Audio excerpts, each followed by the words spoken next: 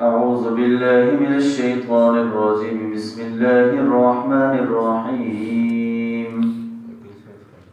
ولقد آتينا لقمان الحكمة أن اشكر لله ومن يشكر فإنما يشكر لنفسه ومن كفر فإن الله غني حميد وإذ قال لقمان لابنه وهو يعظه يا بني لا تشرك بالله إن الشرك لظلم عظيم ووصينا الإنسان بوالديه حملته أمه وهنا على وهن وفصاله في عامين أن اشكر لي ولوالديك إلي المصير وإن جاهداك على أن تشرك بي ما ليس لك به علم فلا تطعهما وصاحبهما في الدنيا معروفا واتبع سبيل من أناب إلي ثم إلي مرجعكم فأنبئكم بما كنتم تعملون صدق اللہ العظیم۔ یہاں سے حضرت لقمان نے جو اپنے بیٹے کو آخری وقت میں نصیحتیں کی تھی ان کا جو ہے وہ تذکرہ ہے کہ انہوں نے وہ اپنی زندگی کا ایک نچوڑ اور وہ ساری چیزیں کہ جو کہ انسان کے لیے اخروی نجات کا باعث بن سکتی ہیں ان سب چیزوں کا جو ہے وہ ذکر کیا اور اپنے بیٹے کو وصیت کر کے یہ بتا دیا کہ یہ جو کامیابی ہے، یہ جو دنیا اور آخرت کے اندر آپ کو کامیاب اگر ہونا ہے تو اس کے لیے یہ ان چیزوں کے اوپر عمل کرنا ہوگا۔ تو جس طرح ایک مالدار شخص، ایک بزنس مین، کاروبار والا، وہ جب دیکھتا ہے کہ میرا آخری وقت شاید قریب ہے تو اپنے بیٹوں کو، اپنی اولاد کو ان کے اندر وہ وراثت اور رزق کی تقسیم کے حوالے سے وصیتیں کر رہا ہوتا ہے، لیکن جو اللہ کے نیک لوگ ہوتے ہیں ان کو اس چیز کی فکر نہیں ہوتی، بلکہ وہ صحیح معنوں میں اپنی اولاد کی آخرت کی فکر کرتے ہیں۔ وہ اس چیز کو مد نظر رکھتے ہیں کہ تاکہ یہ میرے جانے کے بعد بھی اللہ کے احکامات کا پابند رہے اور اپنی آخرت کی نجات کی جو ہے وہ فکر کے اندر لگا رہے۔ تو اس لیے حضرت لقمان نے یہ جو ہے اس طرح کی ساری وصیتیں جو ہے وہ اپنے بیٹے کو کی۔ اب جو حضرت لقمان کے بارے میں کہا جاتا ہے کہ ادھر ان کا شمار انبیاء میں تو نہیں تھا، نہ یہ نبی تھے، بلکہ اللہ کے نیک بندوں میں ان کا شمار تھا، اور اللہ تعالیٰ نے ان کو جو حکمت، دانائی، سمجھ بوجھ عطا کی تھی وہ اس لیے کہ انہوں نے اللہ کے احکامات کی صحیح معنوں میں پابندی کی اور نماز اور دیگر احکامات اور اچھائی کی اور اچھی باتوں پر چلنا، لوگوں کو جو اچھائی کی طرف ترغیب دلانا، یہ ان باتوں کے اوپر عمل کیا تھا، تب جا کر اللہ تعالیٰ نے ان کو جو ہے وہ حکمت اور دانائی سے جو ہے وہ نوازا تھا۔ وَلَقَدْ آتَيْنَا لُقْمَانَ الْحِكْمَةَ أَنِ اشْكُرْ لِلَّهِ، اور البتہ تحقیق ہم نے لقمان کو حکمت عطا کی کہ وہ اللہ کا شکر ادا کرے۔ حکمت سے مراد دانائی، سمجھ بوجھ، راہ راست، صراط مستقیم بھی آپ کہہ سکتے ہیں، اور یہ حکمت ایسی چیز ہے کہ جو اللہ تعالیٰ نے قرآن مجید میں فرمایا کہ وَمَن يُؤْتَ الْحِكْمَةَ فَقَدْ أُوتِيَ خَيْرًا كَثِيرًا، کہ جس کو حکمت عطا کی گئی گویا اس کو بہت زیادہ خیر عطا کر دیا گیا۔ کہ حکمت یہ ہے کہ انسان کسی بھی کام کو بہترین انداز کے اندر جو ہے وہ سر انجام دے، کسی بھی کام کے اندر سمجھ بوجھ کے ساتھ اور صحیح معنوں میں اس کام کا جو حق ہے اس طرح جو ہے وہ ادا کرنا۔ ادعو الی سبیل ربک بالحکمہ، اللہ کے راستے کی طرف بھی بلانا ہے، اللہ کی طرف بھی بلانا ہے تو حکمت کے ساتھ، یعنی ایک حکمت، دانائی اور سمجھ بوجھ کے ساتھ اللہ کی طرف بھی بلانے کا حکم ہے۔ تو گویا حکمت جو ہے وہ اگر کسی انسان کو حکمت و دانائی سے نوازا گیا ہے تو یہ اللہ تعالیٰ کی طرف سے اس کے لیے بڑا انعام ہے۔ اس لیے فرمایا کہ انشکر للہ، کہ وہ اللہ کا شکر ادا کریں کہ اللہ تعالیٰ نے انہیں جو ہے وہ حکمت و دانائی سے نوازا ہے۔ وَمَن يَشْكُرْ فَإِنَّمَا يَشْكُرُ لِنَفْسِهِ، اور جو شکر ادا کرے گا تو یہ شکر ادا کرنا اس کا اپنے فائدے کے لیے ہے۔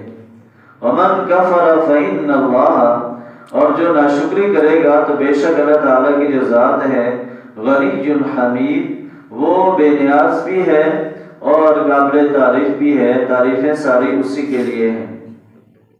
کہ یہ جو انسان، اللہ تعالیٰ نے انسان کو ساری نعمتوں سے نوازا، اللہ نے انسان کو دنیا کے اندر لایا، پیدا کیا، اس کو ساری نعمتوں سے نوازا، ایک ایک اس کی ضرورت جو ہے وہ پوری کی۔ اب اگر اس کے بعد وہ انسان اللہ کی ناشکری کرے گا،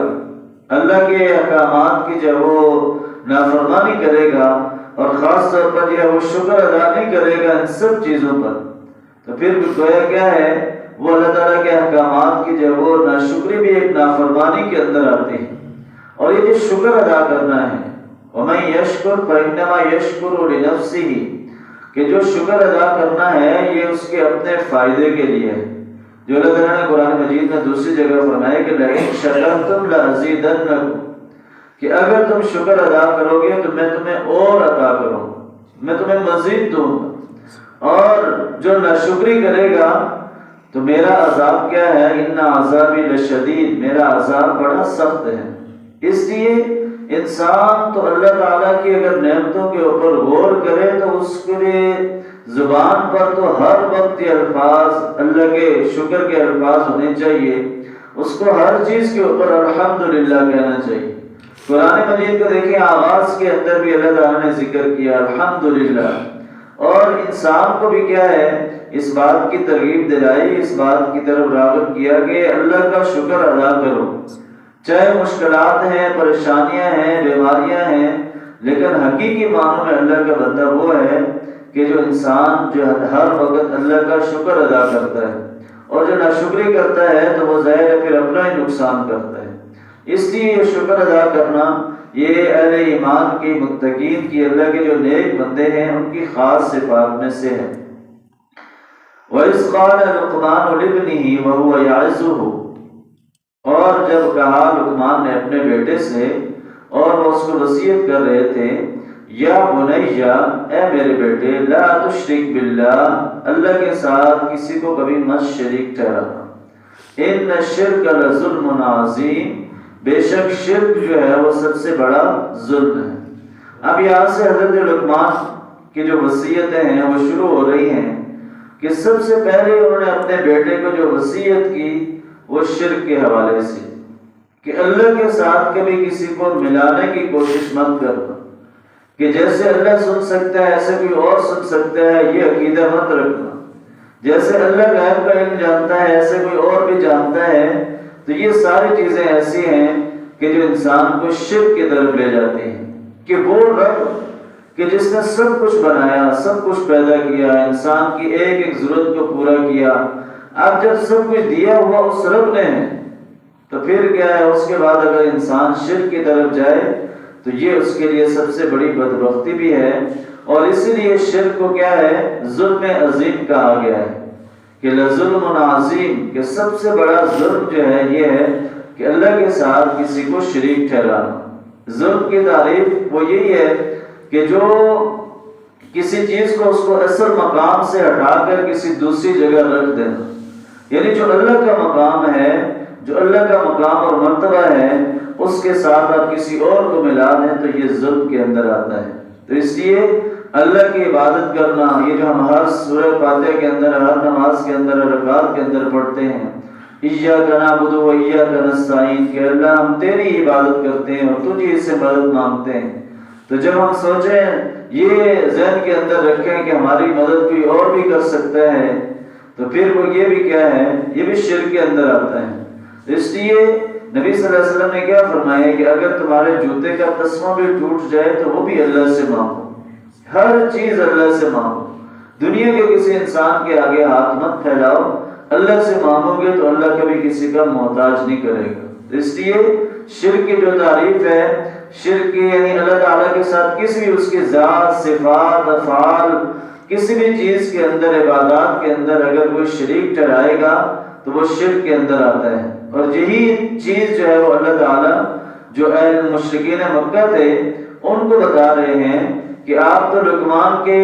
بڑے جو ہے وہ قصے بیان کرتے ہو، ان کی حکمت کے بڑے واقعات آپ بیان کرتے ہو، ان کے بڑے مداح ہو، لیکن دیکھو کہ جو حضرت لقمان تھے وہ بھی شرک سے بچنے والے تھے، وہ بھی شرک کے خلاف تھے، وہ بھی شرک کو جو ہے وہ سب سے بڑا ظلم سمجھتے تھے۔ تو لہٰذا تم بھی جو ہے وہ راہ راست پر آ جاؤ اور ایک اللہ کی عبادت کرو۔ وَوَصَّيْنَا الْإِنسَانَ بِوَالِدَيْهِ، اور ہم نے وصیت کی انسان کو اس کے والدین کے ساتھ اس سے سلوک کی۔ حَمَلَتْهُ أُمُّهُ وَهْنًا عَلَى وَهْنٍ، اس کی ماں نے اس کو اٹھایا پیٹ میں کمزوری جھیل کر، وَفِصَالُهُ فِي عَامَيْنِ، اور اس کا دودھ چھڑانا ہوا 2 سال میں۔ انشکر لی، کہ وہ میرا شکر ادا کرے، وَلِوَالِدَيْكَ، اور اپنے والدین کا بھی، اِلَيَّ الْمَصِيرُ، اور میری ہی طرف لوٹ کر آنا ہے۔ کہ یہاں سے درمیان میں جو 2 آیات ہیں ان کے اندر اللہ تعالیٰ نے اپنی طرف سے جو وصیتیں ہیں وہ شامل کی کہ ہم نے انسان کو یہ وصیت کی کہ وہ والدین کے ساتھ اس سے سلوک کرے، والدین کے ساتھ اچھا برتاؤ کرے۔ پھر فوری طور پر والدہ کا ذکر کیا کہ والدہ جو ہے وہ اپنے بچے کو 9 ماہ پیٹ کے اندر جو ہے وہ رکھتی ہے، وہ جو ہے وہ بوجھ اٹھاتی ہے 9 ماہ تک۔ پھر جو بچے کی پیدائش ہوتی ہے تو اس کے بعد وہ گویا 2 سال تک بچہ دودھ پیتا ہے۔ تو یہ گویا والدہ کے لیے ایک بڑا کٹھن اور مشکل سفر ہوتا ہے، اور بچہ جب تک چلنے پھرنے کے قابل نہیں ہوتا اس وقت تک والدہ کے لیے اس کی ہر چیز کی وہ دیکھ بھال کرتی ہے۔ تو یہ اس لیے دیکھیں حدیث کے اندر بھی نبی صلی اللہ علیہ وسلم سے ایک شخص نے پوچھا کہ میرے حسن سلوک کا سب سے زیادہ مستحق کون ہے؟ تو آپ صلی اللہ علیہ وسلم نے فرمایا کہ تمہاری والدہ۔ 3 بار یہ الفاظ کہے کہ اموں کا، کہ تمہاری ماں، 4تھی بار کہا کہ تمہارا والد۔ تو گویا والدہ کا جو درجہ ہے وہ اس لیے زیادہ ہے کہ وہ مصیبتیں، پریشانیاں، مشقتیں زیادہ برداشت کرتی ہے۔ بچہ اگر ساری رات روتا ہے تو والدہ بھی جو ہے وہ زیادہ اس کے ساتھ جاگتی ہے۔ تو اس لیے اللہ تعالیٰ نے اس کا مقام اور مرتبہ بھی جو ہے وہ زیادہ رکھا ہے۔ ظاہر ہے دونوں والد ہو یا والدہ، دونوں کا مقام اور مرتبہ جو ہے وہ یہی ہے کہ اللہ تعالیٰ نے کہا کہ یہ جو ان کو ناراض کرے گا تو وہ جہنم کے اندر جائے گا، اور جو اپنے والدین کو راضی رکھے گا تو اللہ تعالیٰ نے اس کے لیے جو ہے وہ جنت کا وعدہ کیا ہے۔ تو اس لیے کہا کہ میرا شکر ادا کرو اور اپنے والدین کا بھی، اور آپ سب کو میری طرف ہی لوٹ کر آنا ہے۔ آگے جو مزید اللہ تعالیٰ نے فرمایا کہ وَإِن جَاهَدَاكَ عَلَىٰ أَن تُشْرِكَ بِي مَا لَيْسَ لَكَ بِهِ عِلْمٌ، اور اگر وہ دباؤ ڈالیں یا تجھے مجبور کریں شرک پر ایسی چیز کے بارے میں جسے تجھے علم نہیں ہے، فَلَا تُطِعْهُمَا وَصَاحِبْهُمَا فِي الدُّنْيَا مَعْرُوفًا، تو بس ان کی اطاعت نہیں کرنی اور دنیا میں ان کے ساتھ جو ہے وہ اچھا سلوک رکھنا ہے۔ وَاتَّبِعْ سَبِيلَ مَنْ أَنَابَ إِلَيَّ، اور پیروی کرو اس راستے کی، اس شخص کی کہ جو میری طرف رجوع کرتا ہے۔ ثُمَّ إِلَيَّ مَرْجِعُكُمْ، پھر تمہیں جو ہے وہ میری طرف لوٹایا جائے گا۔ فَأُنَبِّئُكُمْ بِمَا كُنْتُمْ تَعْمَلُونَ، بس میں تمہیں جو ہے وہ بتاؤں گا کہ جو تم جو ہے وہ اعمال کرتے رہے ہو۔ اب یہاں پر پہلے اللہ تعالیٰ نے شرک کا ذکر کیا، پھر اس کے بعد والدین کا ذکر کیا، اور کہا کہ اگر والدین آپ کو شرک پر مجبور کریں، والدین اللہ کی نافرمانی کے اوپر مجبور کریں، تو پھر کیا ہے، اس صورت میں کبھی بھی والدین کی اطاعت نہیں کرنا۔ اس صورت میں اللہ کے احکامات کو دیکھنا ہے کہ اللہ کا حکم کیا ہے، کیونکہ اللہ کے حکم سے بڑھ کر کسی کا حکم نہیں۔ اس لیے کہا کہ اللہ کا حکم ماننا ہے۔ ہاں، جو دنیاوی طور پر والدین کے ساتھ حسن سلوک کرنا ہے، وَصَاحِبُهُمَا فِي الدُّنْيَا مَعْرُوفًا،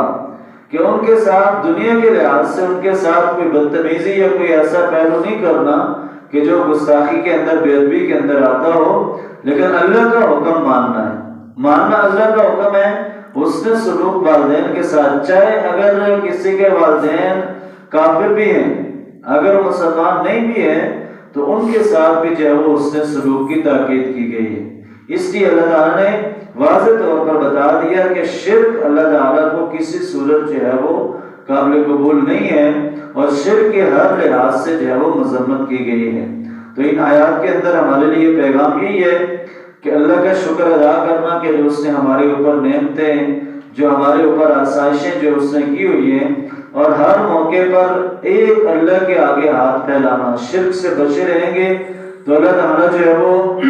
ضرور انسان کو جو ہے وہ معافی، اس کو مسلمان کے لیے معافی کا اعلان کیا ہے۔ قرآن مجید کے اندر واضح طور پر ہے کہ اللہ شرک کے علاوہ جو بھی معاف کرنا چاہے وہ معاف کر سکتا ہے، لیکن اس شخص نے شرک کیا ہوا، اللہ کے ساتھ شریک ٹھہرایا ہوا، تو گویا وہ اس کے لیے معافی نہیں ہے۔ اگر وہ بغیر معافی کے توبہ کے دنیا سے چلا جاتا ہے تو پھر اس کا ٹھکانہ جو ہے وہ جہنم ہی ہوگا۔ اس لیے یہ سب سے بڑا ظلم اسی لیے اس کو کہا گیا ہے کہ ہم انسان جو ہے وہ اللہ تعالیٰ کو بھول کر دنیا کے لوگوں کے پیچھے لگ جائے اور دنیا کے خداؤں کو اللہ کے جو ہے برابر کر دے، تو اس لیے اللہ تعالیٰ نے اس کی سزا بھی جو ہے وہ سخت رکھی ہے۔ اللہ تعالیٰ سے دعا ہے کہ اللہ تعالیٰ ہمیں صحیح معنوں میں قرآن